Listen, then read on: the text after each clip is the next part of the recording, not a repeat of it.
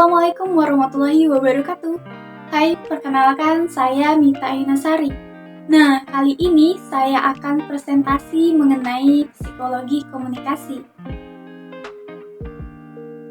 Perlu teman-teman ketahui, psikologi komunikasi secara umum dapat diartikan sebagai cabang ilmu yang mempelajari tentang karakteristik sikap lawan bicara tanpa mengabaikan aspek kejiwaannya. Nah, psikologi komunikasi dapat pula diartikan sebagai interaksi komunikasi, di mana komunikasi akan timbul karena terjadinya rangsangan terhadap isi pesan dari komunikator. Psikologi komunikasi itu sendiri memiliki cakupan yang sangat luas, sehingga ketika hendak dipelajari lebih dalam, dibutuhkan waktu dan guru. Itulah sebabnya muncullah cabang ilmu atau jurusan yang fokus mempelajari psikologi komunikasi. Maka, psikologi komunikasi secara umum dapat disimpulkan sebagai proses memahami lawan bicara atau komunikan, seraya memperhatikan banyak aspek, salah satu aspek kejiwaan. Psikologi komunikasi dapat pula dijadikan untuk mengendalikan peristiwa mental dan meramal behavioral seseorang.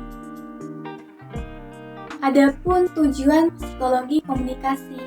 Secara umum, psikologi komunikasi memiliki beberapa tujuan, antara lain memprediksi gerakan dan perubahan tingkah laku manusia saat terjadinya komunikasi antara komunikator dan komunikan.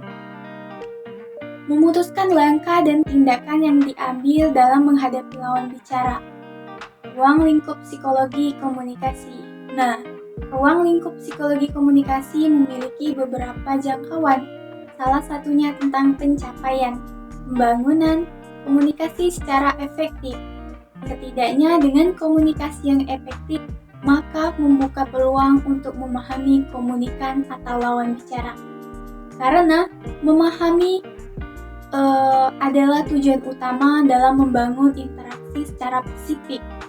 Berikut, adapun berbagai ruang lingkup psikologi komunikasi. Yang pertama, sistem komunikasi interpersonal. Komunikasi interpersonal mengupas terkait wacana karakteristik manusia atau komunikan dan fokus pada dua faktor. Yang kedua, sistem komunikasi interpersonal. Sementara yang dimaksud dengan sistem komunikasi interpersonal adalah sistem yang mengupas proses persepsi interpersonal, termasuk juga meliputi tentang interaksi interpersonal, konsep diri, dan korelasi interpersonal. Yang ketiga, sistem komunikasi kelompok. Ada juga yang disebut dengan komunikasi kelompok. Komunikasi kelompok adalah sistem komunikasi yang membahas tentang pengaruh sikap komunikasi yang sifatnya berkelompok, di mana dalam sebuah kelompok memiliki keefektifan untuk memberikan sugesti terhadap kelompok mereka. Maka tidak heran jika dalam sebuah kelompok satu dengan kelompok lainnya terkadang muncul berbagai konflik atau perbedaan pandangan.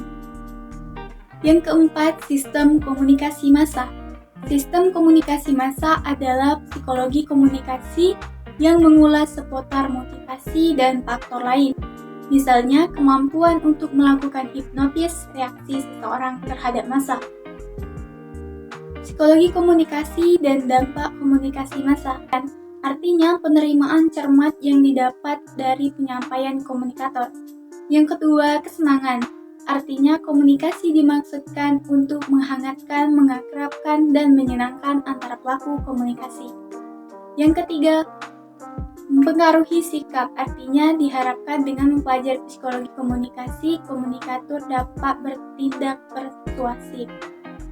Yang keempat, hubungan yang sangat baik. Yang kelima, tindakan, artinya dapat mempengaruhi tindakan sehingga menimbulkan pengertian terhadap penyampaian komunikasi. Psikologi komunikasi penerimaan cermat yang didapat dari komunikator. Adapun tujuan psikologi komunikasi, yakni seseorang mempelajari psikologi komunikasi memiliki dua tujuan. Yang pertama, mengubah tingkah laku atau sikap seseorang. Perubahan sikap atau perilaku ini bisa dicapai dengan melihat respon seseorang terhadap masa lalu dan dijadikan sebagai prediksi untuk mengetahui responnya mendatang sebagai langkah untuk mengambil keputusan dalam menghadapi lawan bicara. Yang kedua, tujuan komunikasi adalah pencapaian efektif komunikasi. Artinya ketika seseorang memahami dengan baik psikologi komunikasi, mereka mampu menganalisis komponen lawan bicara saat berkomunikasi. Hal tersebut tentunya mampu membuat komunikasi lebih efektif. Nah, dari dua tujuan di atas bisa disimpulkan bahwa tujuan psikologi komunikasi untuk memprediksi respon, tingkah laku, dan tindakan seseorang dalam berkomunikasi.